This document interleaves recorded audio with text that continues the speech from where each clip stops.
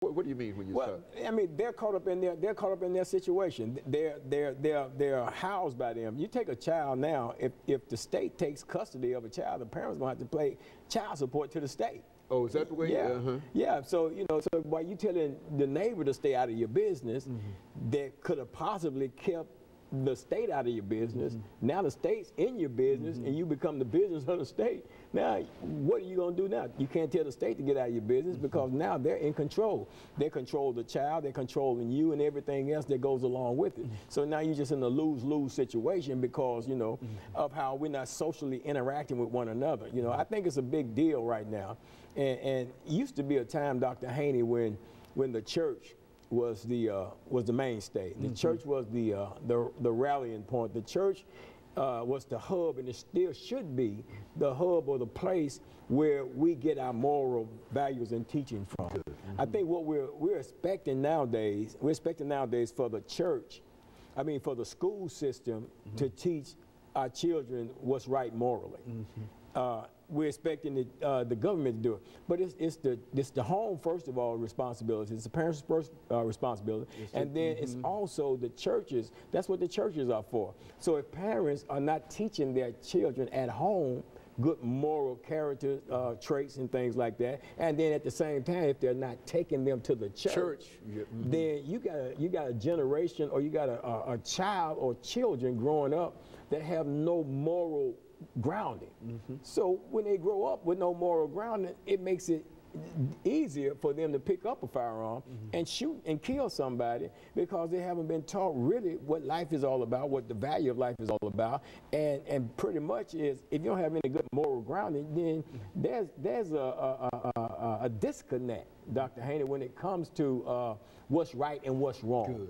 Because it seems like whatever I do is okay. Because if I'm in a home and if I'm not disciplined, and I'm not talking about taking and beating down with a switch or a belt. I'm talking about discipline. To discipline, of course, you understand, it means to teach. If I'm not taught in my home, if I'm not taught discipline in my home, then I grow up thinking that whatever I do is okay. If there are never any consequences for my actions, then when I grow up, and I can do whatever I want to do, and thinking that there are no consequences. But in reality, there are consequences to whatever I do.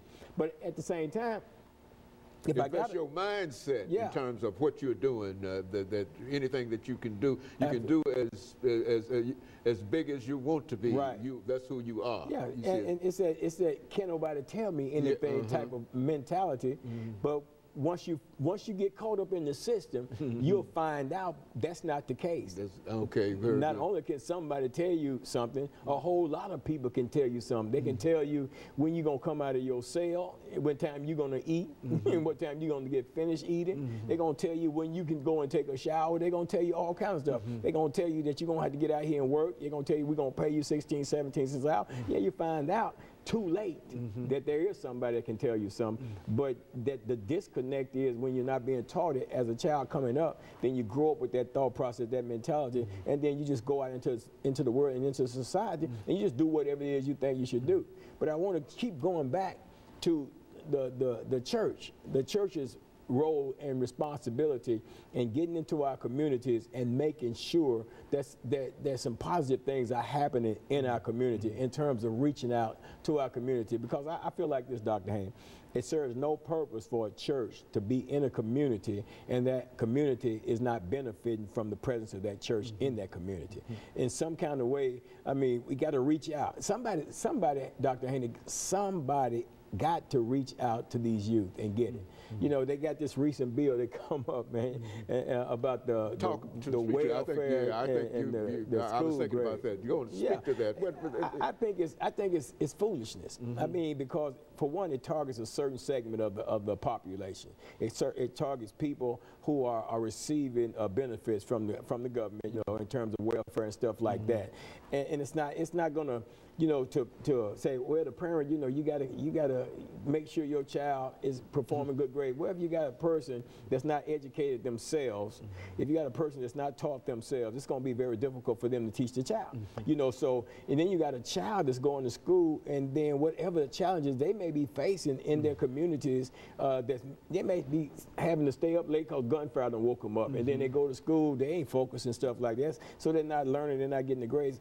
I guess the point I'm making is it's an unfair thing to target people that are receiving public assistance as if, so for example, what about the person that's gainfully employed, that's working every day, that's got children, and they're not being targeted? You know, their children, what do you do to them?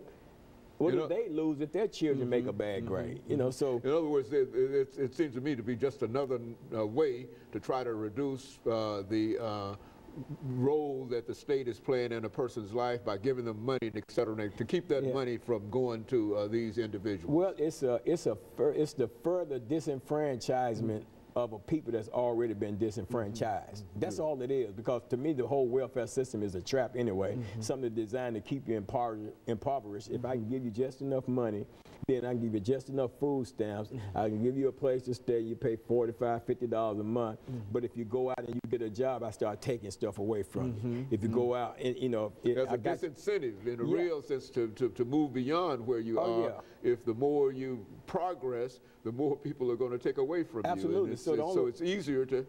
Yeah, the only way you get out the trap is you got to abandon everything and get out the trap, because when you try to progress your way out the trap, you go get a job, then they reduce your food stamps. Now you got to pay daycare. So in essence, you're working and you got less working than you would if you just stayed on the system. Home, and that's what most people decide to do in a real sense. So let's we're going to have to end this second show, Reverend Walker, for the day. And I just want to thank you for bringing all of that information by to us this morning. And we know that the information that you're giving us is tried and true information, because we've dealt with it over the last 25 or 30 years, and you've been a great contributor to some of the things that we've done here, and we certainly want to recognize that. And that is one of the reasons that we felt that we could do a two shows with you, because the information that you're giving is such excellent information. And I just want to thank you for that, and I want our audience to know what you have done and the contribution that you're making to this show. And let me encourage you to tune in again next week for another informative edition of Comments. Thank you and good morning.